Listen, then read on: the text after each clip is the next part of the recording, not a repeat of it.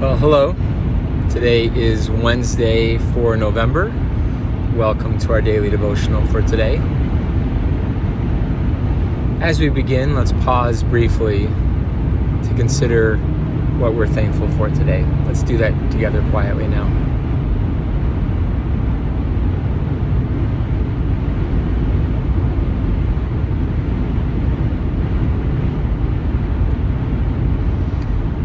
In 1 Timothy chapter 2,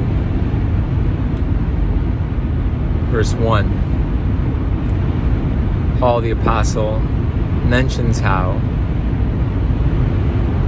in all things we're to be praying and offering prayers and petitions, intercessions and gratitude for all people, especially those who are in political leadership and authority over us, so that we may live in peace, so that we may continue to live faithfully practice the way of Jesus for our lives. Again, Paul says that we are to be praying and petitioning and interceding and giving thanks for all people, especially for our political leaders and those in authority over us, that we may live lives of peace and faithfully practice the way of Jesus in our lives.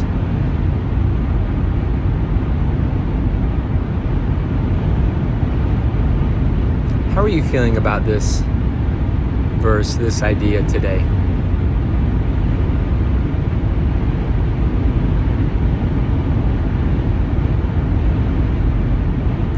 Here in the U.S., there was an election yesterday.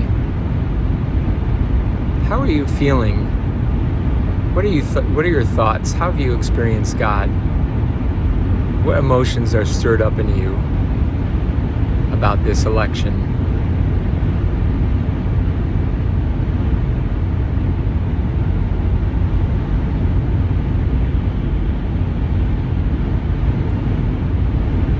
As you consider the unfolding results, the unfolding events around the election, which one of these four ideas feels easiest for you? Prayers or petitions, intercessions or thanksgiving? And which maybe feel hardest?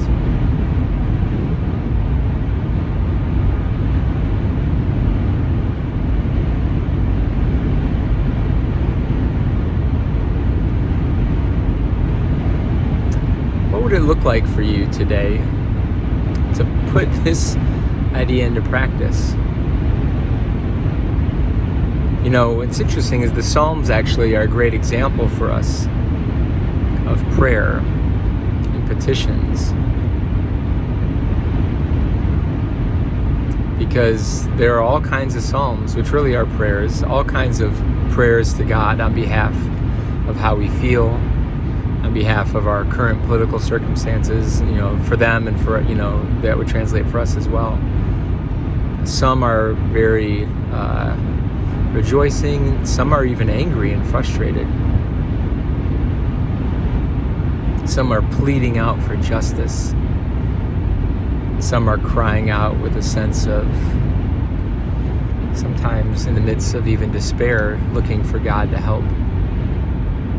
What would it look like for you to pray in the spirit of the Psalms today in light of what's unfolding around us?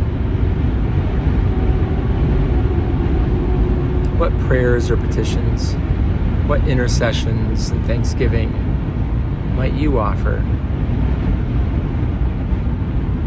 for our elected officials and all those in authority over us?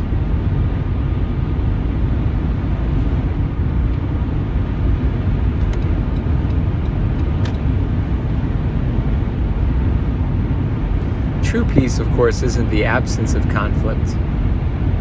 True peace is sort of rest and wholeness, really wholeness that can lead to rest, wholeness the other side of conflict, the other side of reconciliation.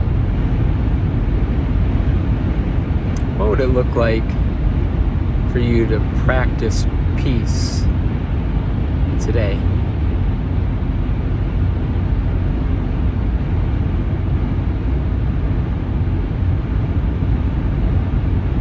And what's one way that you can continue to be faithful to the way of Jesus in your life? An invitation from Jesus for you to practice His way. What's one step you could make towards that today in light of what's unfolding?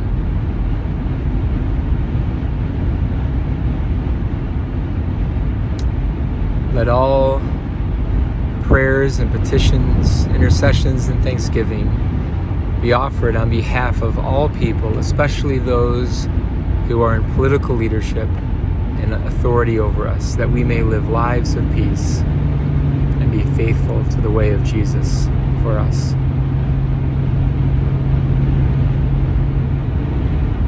Let's turn now to a brief examination of our day.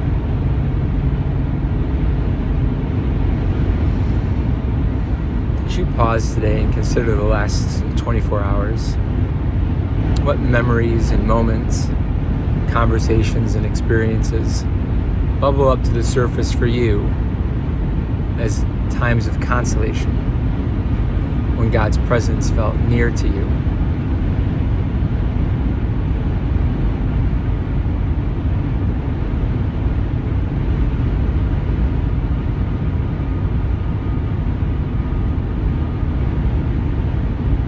In a similar way, as you think of the last 24 hours, what memories and moments, conversations and experiences rise to your attention when you experience desolation, a sense of God's presence being distant?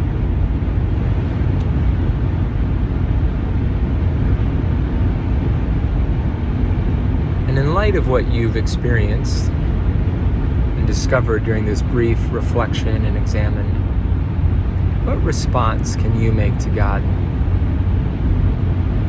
What invitation do you sense God extending to you for today?